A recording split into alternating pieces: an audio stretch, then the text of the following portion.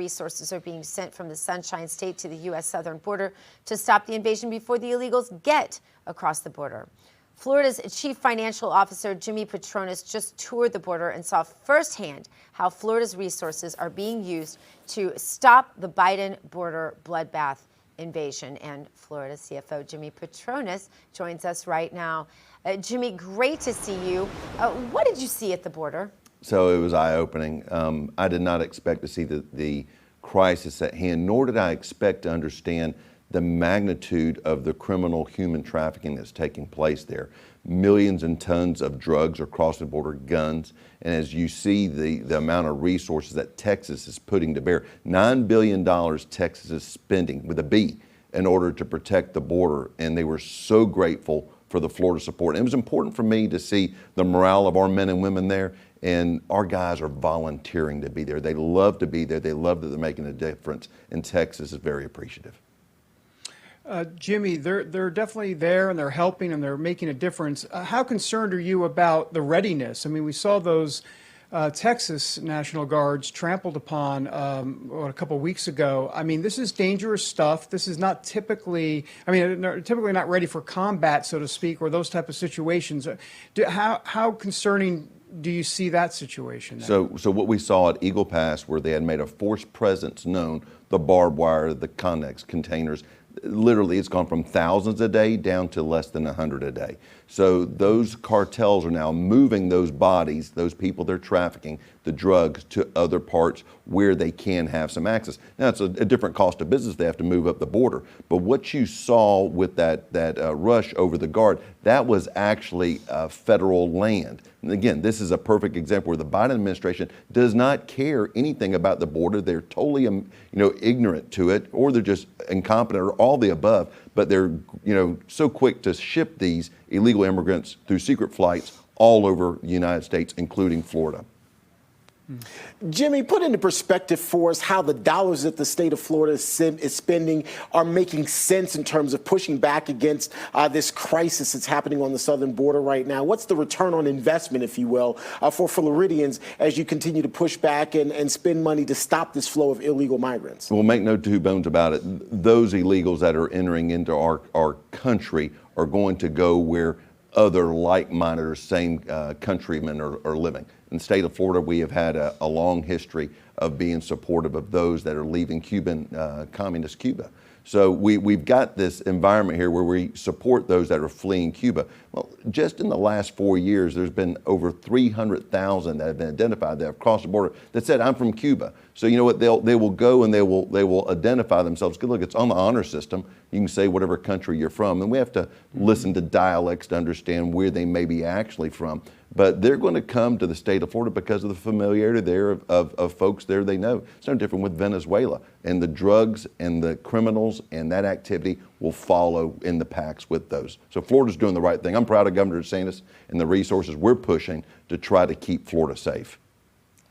And what do we do, though, about, and Jimmy, you and I talked about this the last time we had you on the show, but about these community centers that are being set up that are around in the United States. You know, people come here and they don't have to even be in Florida. They can go into other states in the center, but we even have these in Florida. I was shocked to learn when we had that rape a few weeks ago right here in the state of Florida, right here close to Palm Beach, actually, by an illegal, that there was a community center that had been funding this person to live here for a long time. His legal bills, all of his expenses. We don't have setups like this for our own veterans, Jimmy. Exactly. So, I mean, the resources that some of these community centers are being able to access, look, local governments have some ability to do this, and this is where the state of Florida says, we're not going to have the state of Florida playing the sanctuary city-state business. We will then, we'll cut your resources. We will take money away from those cities that continue to support it. And again, we have made it loud and clear, the law of the land in the state of Florida, that sanctuary cities are illegal in the state of Florida. So again, it's not a sprint, it's a march. Every single day here in the state of Florida, we have to fight to make sure that we keep this craziness that the Biden administration cares nothing about out of our state. I'll be so glad when President Trump is back in office. Yeah, Jimmy, back to the beginning about these secret flights being sent to Florida and a few other places, but definitely Florida. How can these secret flights be stopped at this point. What is the DeSantis administration doing down there? I know they say it's unconstitutional, it's illegal. There's a legality issue here. Well, look, we start with the court system. And I know right now there's probably not a lot of faith in the court system. We've seen what's happened with President Trump in New York City. Our court system is failing. The judgments and work that they're doing is not worth the paper it's written on. But we have to believe in the system and work. And look, we've got states' rights. We will continue to be proactive in trying to make sure that these are not going to be destination flights to the state of Florida. But 300,000 illegal immigrants have been flown in the dark of night in the state of Florida is simply unacceptable, and I appreciate the fight that Governor DeSantis has been putting up. We're not going to stand for it here in Florida. It seems like you have a case there in Florida. Like there's a legal challenge, seems like, that could be raised or could be mounted against the federal government for basically importing illegals into your state. Oh, look, the federal government is condoning and supporting human trafficking. Periods. End of story. It was just so eye-opening to me. I had no idea the amount of drugs, the amount of money, the amount of human trafficking that's taking place, and how these cartels, look, they're trading drugs just like they're trading human beings. And you know, Texas is thousands and thousands of miles of border, and every time it's a little bit of whack-a-mole. As soon as they stop the traffic, like in the Eagle Pass, they will pop up somewhere else. Now you're seeing the traffic move to New Mexico, Arizona, and San Diego. And now those Democratic governors are starting to feel the pain and struggles of what Texas has been dealing with. You know, we're hearing a lot about the squatting issue lately, and we're also hearing a lot about homelessness here in the state of Florida, and we're seeing it everywhere we go.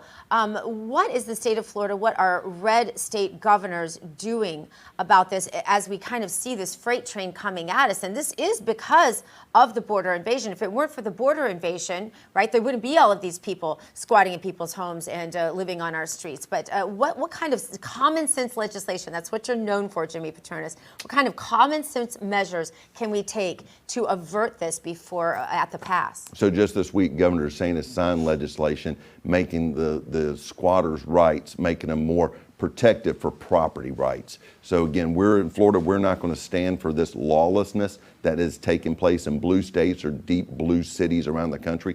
We're going to protect our citizens, we're going to protect their homes, and we're not going to tolerate the type of invasion that we've seen, including when it comes to squatters' rights. Right, and on the homelessness issue, I just want to add, because I thought this was genius, I think that Florida, if I'm not mistaken, correct me, That's Jimmy, right. has said that there's no public camping on public grounds or something like that. That's exactly right. Yeah. That was all part of the same legislative package just signed last week by Governor DeSantis.